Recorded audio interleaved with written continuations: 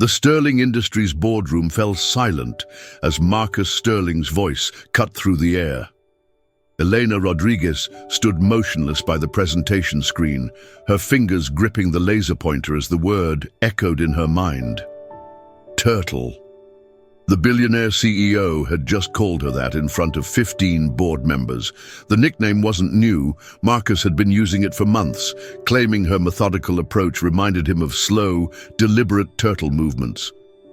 But saying it here during the quarterly review she had perfected felt different. Perhaps our turtle here can explain why the European expansion numbers are so conservative, Marcus continued, leaning back smugly. Eleanor turned slowly, her expression composed despite the rage building inside.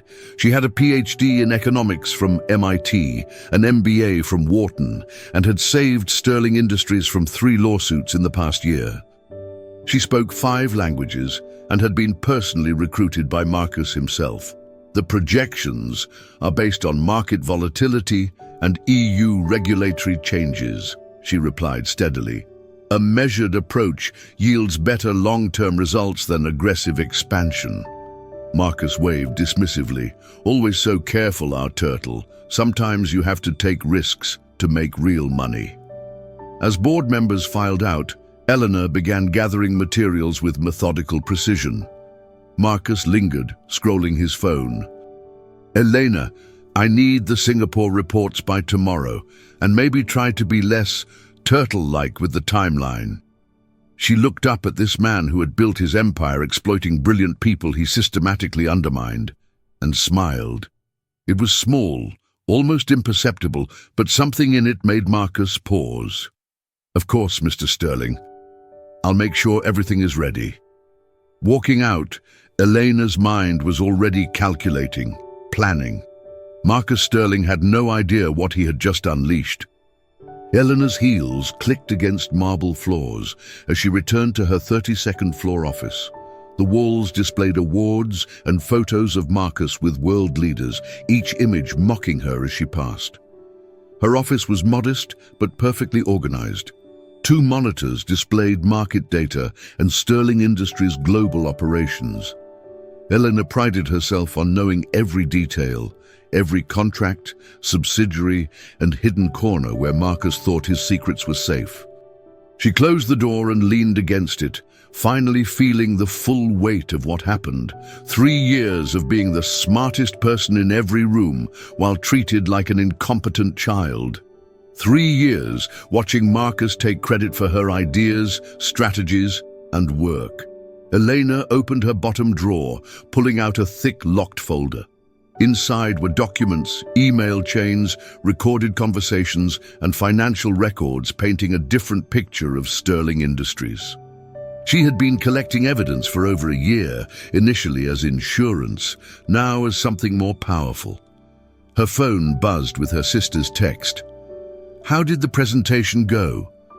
Instead of responding, Eleanor opened her laptop and began typing.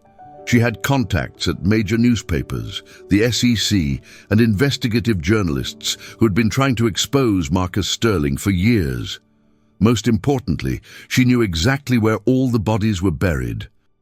Email threads about illegal chemical dumping in Southeast Asia, audio recordings of Marcus bribing government officials, financial documents showing systematic tax evasion through Cayman Islands shell companies. For the first time in months, Elena smiled genuinely. Marcus Sterling had called her a turtle, but he was about to learn that even the slowest predator eventually catches its prey. As afternoon sun streamed through her window, Elena began drafting emails that would bring down an empire. Her fingers moved across the keyboard with purpose, each word carefully chosen, each piece of evidence meticulously documented. The turtle was about to show the world how fast she could move when it mattered. Elena worked through the night, her apartment transformed into a war room with documents covering every surface. She had contacted 12 different investigations, 5 regulatory agencies, 3 newspapers, and 2 television networks. The next morning, Margaret Chen waited by Elena's office with coffee and concern. As head of environmental compliance, Margaret was one of the few people who treated Elena with genuine respect. "I wanted to apologize for yesterday," Margaret said. Marcus was completely out of line. Elena saw her opening. "It's not the first time. I sometimes wonder if he realizes how these comments affect company culture." Margaret's laugh was bitter. "He knows. He just doesn't care. You should see how he talks about factory workers overseas, or the environmental reports I submit." "Your job must be especially frustrating," Elena said carefully. "You have no idea. Do you know about Malaysia? 18 months ago." Margaret leaned forward. "We poisoned a river. Thousands got sick. Children ended up in hospitals. Marcus's solution was throwing money at officials until they called it a minor industrial accident." Elena kept her expression neutral. "That must have been difficult to manage." "I didn't manage it. I was kept out entirely. Found out weeks later when medical bills appeared in our legal settlement budget." Margaret's voice dropped. "I've been documenting everything since. Every cover-up, every bribe, every time we chose profits over people." "What if you had access to more comprehensive evidence?" Margaret studied Elena's face. "What are you suggesting?" "I think there are people in this company who care about doing right. People with information that, combined, might paint a clearer picture. Elena, be careful. Marcus destroys people for much less. Sometimes being careful isn't enough anymore." Margaret touched Elena's arm. "If you're thinking what I think you're thinking, you're not alone. There are more of us than you might realize." Elena felt confidence surge. She had spent so long feeling isolated, but Margaret's words suggested a network of people tired of being complicit in Marcus's crimes. The turtle wasn't just gathering evidence anymore. She was building an army. Elena coordinated with her growing network of allies inside Sterling Industries. David Kim from Asian Operations had documented criminal activities in Southeast Asia for 8 years. Dr. Jennifer Walsh, the CTO, discovered Marcus selling surveillance equipment to authoritarian regimes without export licenses. Together, they represented different aspects of Sterling Industries' operations. Their combined evidence would paint a complete picture of corporate criminality that couldn't be dismissed or suppressed. Simultaneous disclosure to multiple agencies, Elena explained during their secret meeting. Financial crimes to SEC and FBI, environmental violations to EPA, human rights abuses to State Department and UN, tax evasion to IRS and international authorities. Comprehensive, Dr. Walsh noted with admiration. It needs to be. If we give Marcus any opportunity to control the narrative, he'll minimize damage. But if everything comes out at once, from multiple credible sources, he can't contain it. Elena had also recruited Sarah, Marcus's young assistant, who had been documenting everything for months, taking photos of documents, recording suspicious conversations. The 22-year-old had been traumatized by photos of displaced families in Singapore. "I kept thinking about those children," Sarah confided. "I couldn't just pretend I didn't know." Elena assured Sarah she'd be protected by whistleblower laws, though they both knew Marcus had resources to make life difficult for anyone crossing him. By dawn, Elena had set 12 investigations in motion, contacted 5 regulatory agencies, 3 newspapers, 2 TV networks, and arranged for evidence copies to be held by trusted lawyers. Her phone rang, Marcus's name on caller ID. The board meeting moved up to tomorrow afternoon. "Hope you're working on those Singapore reports." Eleanor glanced at the clock. "Nearly midnight. Of course, Mr. Sterling." "Good. And Eleanor? Try adding more optimism to projections. Our turtle needs to learn to be more like a hare sometimes." The line went dead. Marcus had just given her the perfect opening. She began making subtle alterations to Singapore files. Nothing illegal, nothing harming innocent employees, but enough to create discrepancies that would raise auditor questions. The turtle was no longer hiding. She was about to prove that slow and steady doesn't just win races, sometimes it destroys everything in its path. The Sterling Industries boardroom had never felt smaller as Elena stood at the mahogany table's head, facing 15 board members. Marcus concluded his Singapore project presentation confidently. Elena has prepared detailed financial analysis supporting these numbers, Marcus said, clicking to his final slide. Elena stepped forward, her tablet containing not Marcus's expected presentation, but something entirely different. Before discussing Singapore projections, the board needs additional information about this project. Marcus frowned. Elena, we discussed this. Financial analysis first. The concerns I need to address are directly relevant to the board's fiduciary responsibilities, Elena replied, connecting her tablet to the system. The first slide showed a photograph of a Malaysian river, waters dark brown with chemical contamination. Board members shifted uncomfortably. What the hell is this? Marcus demanded. This is Sungai Klang River in Malaysia. 18 months ago, after effluent from our Kuala Lumpur facility contaminated water supply for 12,000 people, Elena continued calmly. The next slide shows hospital records for 847 children requiring medical treatment. Board chairwoman Elizabeth Harrison spoke sharply. Mr. Sterling, we were never informed of any Malaysian environmental incident. The next slide shows financial records of payments to local officials to classify this as a minor industrial accident. Elena continued. Total cost, $2.3 million to the company. Cost to affected communities, immeasurable. The room erupted as board members demanded explanations from Marcus, who frantically tried regaining control. Elena, stop this immediately. You're fired. Security. I'm afraid that's impossible, Mr. Sterling, Elena replied steadily. As of 30 minutes ago, Sterling Industries is under investigation by SEC, EPA, FBI, and Department of Justice. This presentation is part of coordinated disclosure to federal law enforcement. Blood drained from Marcus's face. You don't have authority. I don't need authority to report crimes, Mr. Sterling. I only need evidence, which I have. Extensively. Board member Robert Chen stood. Mr. Sterling, I'm calling emergency board session. You need to step outside while we review this information. I'm not going anywhere.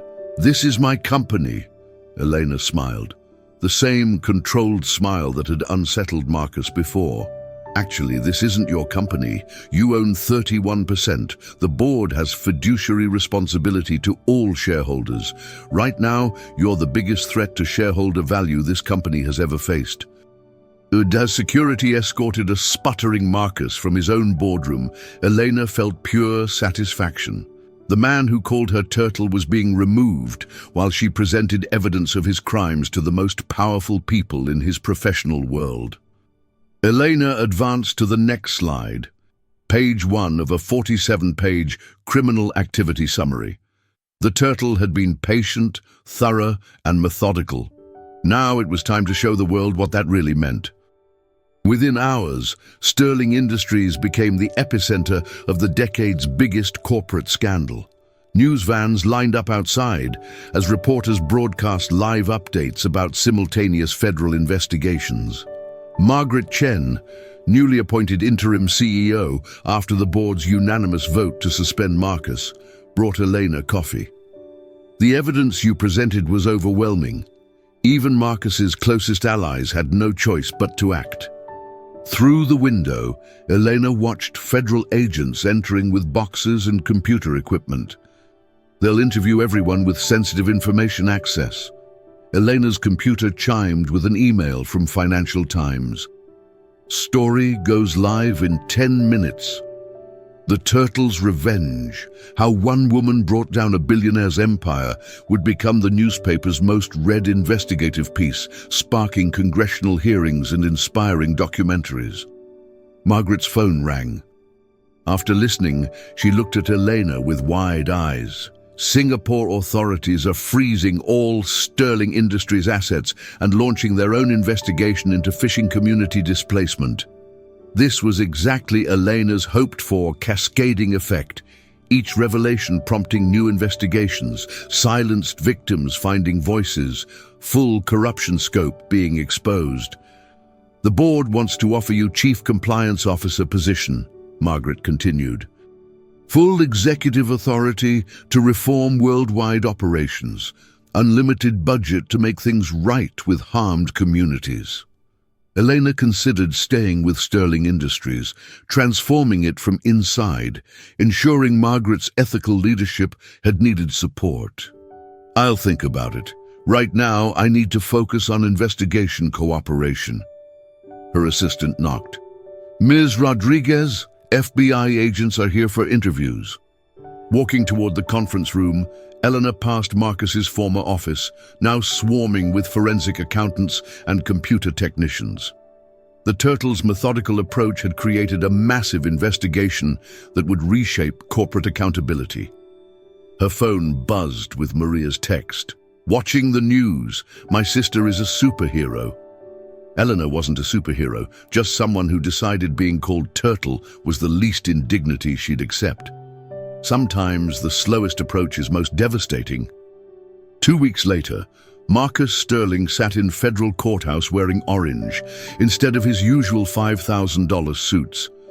Bail denied due to flight risk, after investigators discovered he'd moved $50 million to non-extradition countries hours before arrest. Elena watched from the gallery as prosecutors read charges: conspiracy, bribery, tax evasion, environmental crimes, wire fraud, money laundering. Each count carried potential 20-year sentences. Sterling Industries' stock initially plummeted, but began recovering under Margaret's transparent leadership. 3 divisions were spun off as independent entities, allowing legitimate operations to continue without Marcus's taint. Most importantly, the company established a $500 million victim compensation fund for harmed communities. Singapore fishing villages were being relocated to sustainable locations with modern infrastructure. Malaysian families affected by chemical spills received ongoing medical care and compensation. Elena had accepted Chief Compliance Officer position with one condition: working from the field, traveling worldwide to ensure proper reform implementation, closer to affected people than corporate headquarters. During the trial, Elena spent 3 days as star witness, methodically walking the jury through corruption she'd uncovered. Her testimony was thorough and devastating. "Ms. Rodriguez," the defense attorney said during cross-examination, "weren't you a disgruntled employee who felt overlooked?" "No," Eleanor replied calmly. "I was a concerned employee who discovered criminal activity evidence and felt obligated to report it." "But you admit anger about Mr. Sterling's management style?" Elena paused, remembering months of humiliation and casual cruelty. "I was angry about professional name-calling.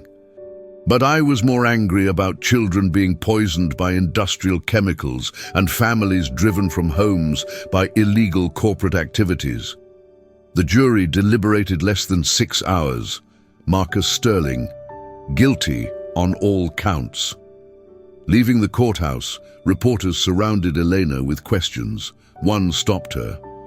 "What would you say to other employees aware of corporate wrongdoing but feeling powerless?" Elena thought about Sarah, Margaret, David, Dr. Walsh, all carrying knowledge burdens until finding allies. "I'd tell them they're not as powerless as they think. They're not as alone as they feel. There are always people sharing their concerns, agencies listening to evidence, and laws protecting those speaking truth to power." As Elena walked away, her phone buzzed. Thank you for giving us our voices back. The families of Kampong Sungai. The turtle had emerged from her shell, and the world was safer because of it. 6 months later, Eleanor stood on a Singapore dock, watching families move into sustainable fishing village homes funded by Sterling Industries settlements. The stilted houses had solar panels and rainwater collection, designed with family consultation to support traditional life while providing modern amenities. Village elder Lim Wei Ming approached with his granddaughter. Ms. Rodriguez, Mei Lin wanted to thank you personally. The 7-year-old handed Elena a drawing of a turtle swimming in clean blue water, surrounded by fish and coral. My grandfather says you're like the turtle in our stories, patient and wise and stronger than big fish think. Elena knelt down, throat tight with emotion. Your grandfather is very wise. Your drawing is beautiful. Can I keep it? Under Margaret Chen's leadership, Sterling Industries had become a corporate responsibility leader, implementing radical transparency policies, establishing community advisory boards in every operational location, and committing to 2030 carbon neutrality. Elena's role had evolved unprecedentedly in corporate America. She'd established regional offices in 12 countries, staffed by locals understanding community needs and identifying problems before they became crises. Her team included former environmental activists, community organizers, and other corporate whistleblowers inspired by Elena's success. Her phone rang. Margaret calling. Elena. Appeals court upheld Marcus's conviction, all of it. He's also being indicted in Malaysia and Singapore. Elena felt complex emotions, satisfaction that justice was served, but sadness for wasted human potential. Marcus Sterling had been brilliant and charismatic, qualities that could have improved the world instead of exploiting it. There's something else, Margaret continued. The UN invited you to speak at their Global Compact Summit. They want Sterling Industries presented as corporate transformation case study. I'll think about it, Elena replied, knowing she'd accept. The more companies learning from Sterling Industries' experience, both failures and recovery, the fewer communities would suffer corporate malfeasance. Ending the call, Elena noticed commotion near water. Children had discovered a large sea turtle laying eggs on the beach, watching respectfully as the ancient creature completed her task. Lim Wei Ming appeared beside Elena, smiling. Very good luck. The turtle brings prosperity to the village. Elena watched the sea turtle slowly return to water, leaving behind a nest that would hatch in months to release dozens of new turtles into the ocean. Patient, persistent, methodical, but ultimately unstoppable. Just like Elena, when she decided to bring down a corrupt empire, the UN headquarters had never hosted a presentation like Elena's. The General Assembly Hall packed with corporate executives, government officials, NGO representatives and journalists, all eager to hear from the woman who'd transformed one of the world's largest corporations from inside. Elena stood at the podium, looking out at some of the planet's most powerful people. 2 years ago, she'd have been intimidated. Now she felt calm and purposeful, knowing her story could inspire others to stand against corporate corruption wherever found. Ladies and gentlemen, she began confidently, I want to tell you about patience power, documentation importance, and what happens when ordinary employees decide they've had enough of extraordinary corruption. Her first slide showed the Malaysian river, contaminated, then clear after extensive remediation efforts. Transformation is possible, but requires more than good intentions. It requires systematic change, accountability measures, and most importantly, giving voice to people affected by corporate decisions.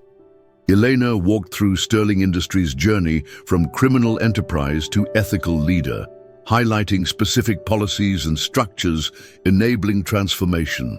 Community advisory boards, transparent supply chains, environmental monitoring, worker protection programs. She also discussed human costs, displaced families, poisoned children, intimidated employees, photos of harmed communities, then the same communities today rebuilt and thriving with proper support and compensation. The most important lesson: sustainable business practices aren't just morally right, they're economically smart. Sterling Industries is more profitable today than during corner-cutting, law-breaking years. Ethical operations create long-term value for shareholders, employees, and communities. During Q&A, a Brazilian delegate asked about personal costs of whistleblowing. "I won't lie," Elena replied. "There were terrifying moments. Challenging powerful people means they fight back. I received threatening calls, had my apartment broken into, was followed by investigators. But I also received unexpected support, colleagues waiting for someone to take the first step, journalists investigating these issues for years, communities worldwide needing someone to listen." After her presentation, Elena was surrounded by delegates discussing corporate reform specifics. She spoke with executives dealing with corruption scandals, officials strengthening regulatory frameworks, and activists fighting corporate abuses in their countries. Sarah, her former colleague now helping corporate whistleblowers at a non-profit, approached. "Elena, I can't believe I'm seeing you here. Thank you again for protecting me during investigation." "You protected yourself by doing right," Elena replied. "How's the new job?" "Challenging but rewarding. We've helped expose corruption in 4 companies this year. More employees are coming forward because of your accomplishment. You've made it easier for the next person in your position." Walking back to her hotel, Elena reflected on Sarah's words. The most satisfying aspect wasn't justice served to Marcus Sterling or even Sterling Industries reforms. It was knowing her example had inspired others to find voices, stand against injustice, believe one person could make a difference. Her phone buzzed with Margaret's text. "Watched UN presentation online. Mom and Dad would be so proud. You've become the person they always knew you could be." Elena smiled, thinking about parents who taught her that hard work, integrity, and persistence could overcome any obstacle. They'd been right, though they probably never imagined their daughter would use those lessons to bring down a billionaire and reform a corporate empire. The turtle had found her voice, and the world was listening. 3 years after the boardroom confrontation that changed everything, Elena Rodriguez walked into Sterling Industries headquarters for her final day as Chief Compliance Officer. The building looked the same outside, but everything inside had transformed. Walls once displaying Marcus Sterling photos with world leaders now featured images of communities Sterling Industries served and environmental restoration projects funded. Elena's replacement, Dr. James Okafor, was a former prosecutor specializing in international corporate crime. He'd bring fresh perspectives while maintaining Elena's established systems. She was confident the company's ethical transformation would continue after her departure. "Ready for your new adventure?" Margaret Chen asked, joining Elena in packing personal items.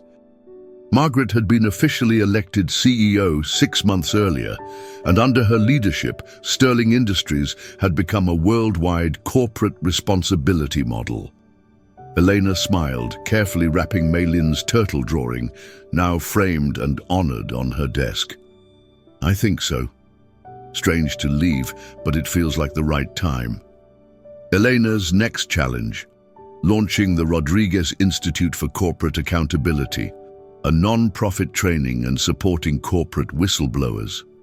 The institute had received foundation funding, plus significant Sterling Industries donation as part of ongoing ethical business promotion commitment. "Any regrets?" Margaret asked as they walked toward the elevator. Elena considered seriously. The past 3 years had been the most challenging and rewarding of her career, but also exhausting. She'd traveled dozens of countries, worked 18-hour days, and faced constant scrutiny from critics claiming she was naive to believe corporations could truly change. "No regrets about exposing Marcus's crimes," she said finally. "But I regret how long it took to act. How many communities might have been spared if I'd spoken up sooner?" "You acted when ready to act effectively," Margaret replied. "If you'd moved too quickly without proper evidence and support, Marcus would have destroyed you and continued his crimes. Sometimes patience isn't just virtue, it's strategy." Reaching the lobby, Elena was surprised to see Sterling Industries employees gathered near reception. As she approached, they began applauding. Many had been with the company for decades, watching it transform from shame source to professional pride. Sarah stepped forward with a gift, a small bronze turtle sculpture, its shell engraved, "Slow and steady changes the world." "From all of us," Sarah said emotionally, "you taught us we don't have to accept unethical behavior from powerful people. You showed us one person really can make a difference." Elena accepted the sculpture, feeling its symbolic weight. The turtle that had once been mockery had become a symbol of persistence, wisdom, and ultimately, victory. As Elena left Sterling Industries building for the last time, her phone rang with an international number. "Ms. Rodriguez, Inspector Chen Wei from Singapore Anti-Corruption Bureau. Our Sterling Industries investigation has led to broader corporate crime handling reforms. Your testimony helped establish new protocols already being used in other cases." Elena felt familiar satisfaction knowing her work had far-reaching effects.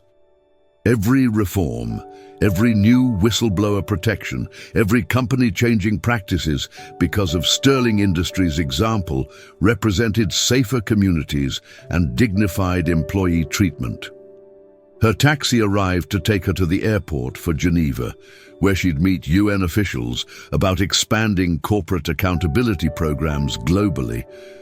As the car pulled away from Sterling Industries' headquarters, Elena watched the building disappear and felt profound completion. Marcus Sterling was serving his sentence, appeals exhausted, fortune seized for victim restitution. Sterling Industries thrived under ethical leadership. Harmed communities were rebuilding with proper support. Elena Rodriguez was no longer anyone's turtle. She was her own person, using her voice to make the world more just. The race between tortoise and hare had ended exactly as the fable predicted.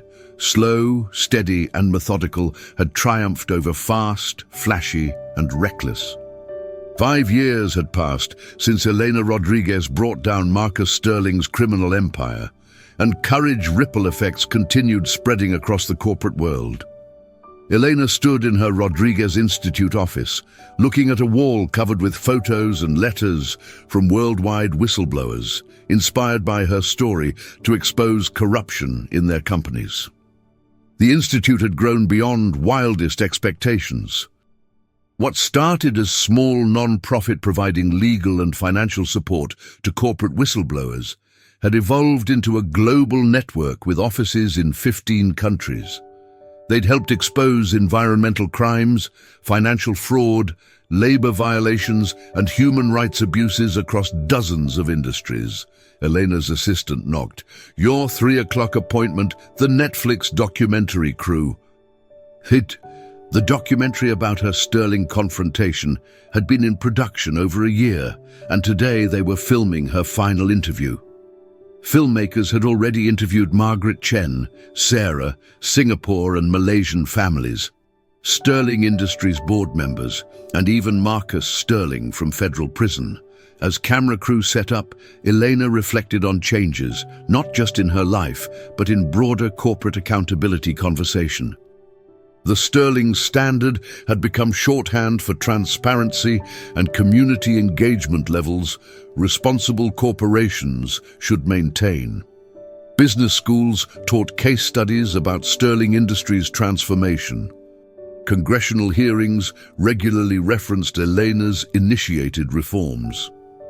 "Ms. Rodriguez, can you tell us about the moment you decided to act?" the director asked as filming began. Elena had answered this hundreds of times, but still felt that decision's emotional weight.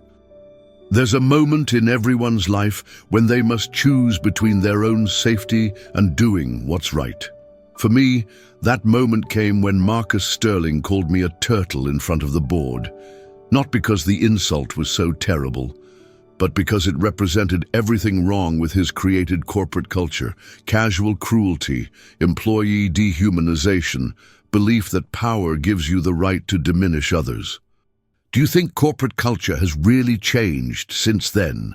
Elena chose words carefully. We've made progress, but we're nowhere near finished. For every exposed Marcus Sterling, there are probably 10 others still operating with impunity. The difference is, now there are more people willing to speak up, more institutions ready to listen, and more legal protections for those taking risks to expose wrongdoing. What would you say to Marcus Sterling if you could speak to him today? Elena had thought about this many times. Marcus Sterling was now in his 8th year of a 35-year sentence, and according to reports, his health was failing.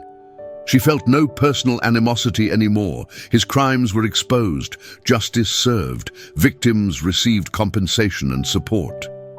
I'd tell him his greatest failure wasn't the crimes he committed, but waste of his potential. Marcus Sterling was brilliant, charismatic, and capable of extraordinary things. If he'd used those gifts to build something positive instead of exploiting people for personal gain, he could have left a very different legacy. After the interview, Elena walked to her office window, offering a view of the small park where she often ate lunch. Children were playing on swings, while parents watched from benches. A peaceful scene reminding Elena why she'd been willing to risk everything to expose Sterling Industries' crimes, because everyone deserved to live in communities safe, healthy, and protected from corporate malfeasance. Her phone buzzed with Margaret's message. Sterling Industries was named one of the world's most ethical companies for the 3rd year running. None of this would have been possible without you. Elena smiled, typing her reply. It was possible because we all decided to act together. The turtle may have started the race, but it took a whole team to win it. As sun set over the city, Elena prepared for her evening university lecture, teaching corporate responsibility and ethical leadership. Her students were young, idealistic, eager to change the world, just as Eleanor had been starting at Sterling Industries. But unlike Elena's generation, these students grew up in a world where corporate whistleblowing was seen as heroic rather than disloyal, where companies were expected to serve all stakeholders rather than just shareholders, and where business as a force for good wasn't considered naive. Elena gathered materials and headed toward the door, pausing to look once more at the bronze turtle sculpture Sarah had given her years earlier. Its inscription had proven prophetic: slow and steady changes the world. The turtle had indeed changed the world, one methodical step at a time. Thank you for joining us on Elena's journey from corporate humiliation to global impact. Her story reminds us that courage doesn't always look like dramatic gestures. Sometimes it looks like careful documentation, methodical planning, and quiet determination to do what's right, even when it's difficult. We'd love to hear from our listeners around the world. Please leave a comment below telling us where you're listening from and what Elena's story means to you. Whether you're in Sao Paulo or Singapore, New York or Nairobi, we believe that stories of justice and courage can inspire positive change in every corner of our world. From all of us at the production team, thank you for listening. And remember, sometimes the race really does go to the tortoise.